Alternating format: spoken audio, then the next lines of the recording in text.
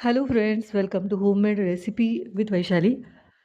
आज आपण 1 कप गरम दुधामध्ये 1 कप सीडलेस खजूर घेतलेले आहेत, ते भिजून घ्यायचे आहेत. तर घरामध्ये जर आपल्या सीडलेस खजूर नसतील ना, तर आपले साधे खजूर जे आहेत ते पण आपण इथे वापरू शकतो. त्याच्या बिया काढून घ्यायच्या आहेत आणि ते खजूर इथे वापरले तरी चालेल. पण दुधामध्ये भिजवताना आपल्याला जे दूध आहे ते गरम पाहिजे, तरच आपले खजूर छान असे भिजले जातील. अर्धा तास आपण साधारणतः हे खजूर भिजायला ठेवून द्यायचे आहेत.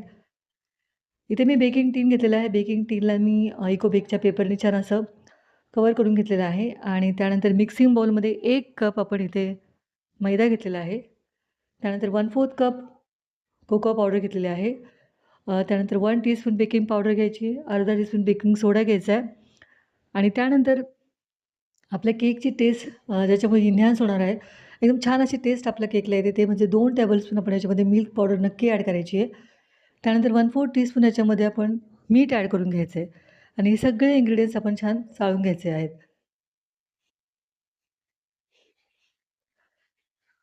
चाळून घेतल्यानंतर छान आपण सगळे इन्ग्रीडियंट्स हे मिक्स करून घ्यायचे आहेत आणि त्यानंतर एका बाजूला आपण जे खजूर भिजत ठेवले आहेत ना, ते खजूर आपण मिक्सरला बारीक ह्याची फाईन अशी पेस्ट तयार करून घ्यायची आहे.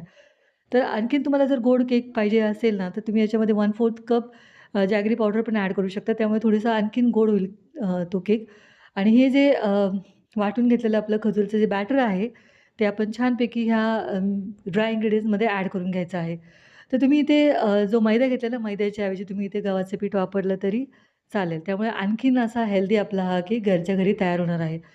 त्यानंतर मी इथे 1/4 कप रिफाइंड ऑइल घेतलेलं आहे. तर रिफाइंड सनफ्लॉवर ऑइल इथे मी घेतलेलं आहे. कुठलंही फ्लेवर ऑइल आपल्याला इथे वापरायचं नाही आहे. सनफ्लॉवर ऑइल मी इथे घेतलेलं आहे आणि हे बॅटर जे आहे ना, ते केकचं असं हलक्या हाताने मी छान मिक्स करून घ्यायचं आहे. आणि आपलं जे केकचं बॅटरची जी जी कन्सिस्टन्सी आहे ती ॲडजस्ट करण्यासाठी आपल्याला थोडं-थोडं दूध ॲड करून घ्यायचं आहे किंवा थोडं-थोडं पाणी ॲड केलं तरी चालेल. एकदम दूध ॲड केलं तर आपलं जे बॅटर आहे ते जास्त पातळ होण्याची शक्यता असते आणि आपलं जे बॅटर आहे ते थोडंसं स्टिकी असतं कारण की खजूरची पेस्ट थोडीशी स्टिकी असल्यामुळे बॅटर पण आपलं थोडं स्टिकी असणार आहे. बॅटर व्यवस्थित मिक्स करून झालेलं आहे. त्यानंतर 1 टीस्पून याच्यामध्ये आपण व्हिनेगर ॲड करून घ्यायचं आहे.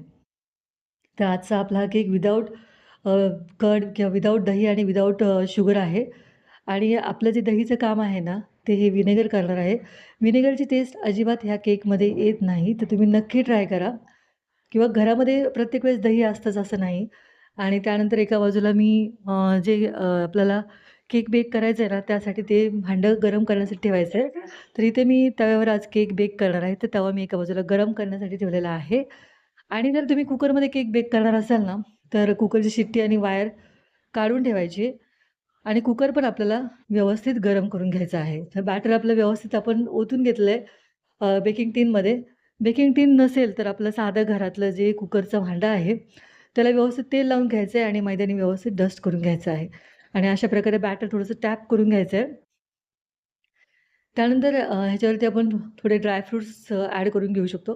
तर थोडे मी ते किसून घेतलेले ड्रायफ्रुट्स आहेत ते ॲड करून घेते किंवा तुम्ही ते चोको चिप्स जरी ॲड केलेत तरी खूप छान अशी टेस्ट आपली केकची अ, येते. तर माझ्याकडे थोडेसे वॉलनट होते, ते वॉलनट पण मी असे थोडेसे तोडून ह्याच्यावरती टाकत आहे. एका बाजूला तवा पण आपल्याला पूर्ण गरम झालेला आहे. त्यावरती आपण कुकरची जाळी ठेवून घ्यायची आहे आणि हा बेकिंग टिन ठेवून द्यायचा आणि अशा प्रकारे हे पातेलं मी त्याच्यावरती टाकलेलं आहे आणि 45 मिनिट्सच्या अगोदर आपल्याला केक अजिबात उघडायचा नाही. तर 55 मिनिट्स तुम्ही पाहू शकता केक आपला छान असा राईज झालेला आहे. एकदम परफेक्ट केक आपला तयार झालेला आहे. तर पूर्णपणे थंड झाल्यानंतरच आपल्याला हा केक बेकिंग टिनमध्ये काढून घ्यायचं आहे. थोडंसं कडेला आपण थोडंसं लूज करून घ्यायचं केकला आणि मग हा केक छान व्यवस्थित डिमोल्ड होतो. तर फ्रेंड्स इतकी सुंदर अशी टेस्ट ह्या केकची लागते ना, मी हा घरी जेव्हा फर्स्ट टाईम केला ना, तेव्हा माझ्या घरच्यांना खरंच खूप आवडला. माझ्या मुलीला स्पेशली केक आवडत नाही, तरी पण तिने खूप आवडीने हा केक खाल्ला आणि त्याची टेस्ट खूपच छान होती. मिल्क पावडरमध्ये त्याची टेस्ट एकदम वेगळी लागत होती. तर तुम्ही हा केक नक्की ट्राय करा. जर घरी केलात ना, तर मुलं एकदम पटापट संपवतील आणि हेल्दी केक आहे. त्याच्यामध्ये आपण शुगरचा अजिबात वापर केलेला नाही आणि केक छान असा सॉफ्ट तयार झालेला आहे. बेकरी स्टाईल एकदम तयार झालेला आहे.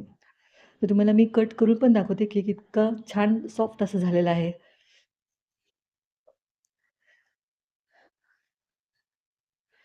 तर आय होप फ्रेंड्स आजची तुम्हाला ही विदाऊट शुगर आणि विदाऊट दहीची केक नक्कीच आवडला असेल.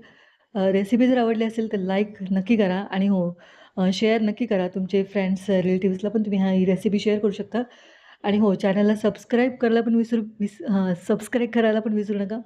भेटूयात पुढच्या रेसिपीमध्ये. तोपर्यंत बाय. Thank you.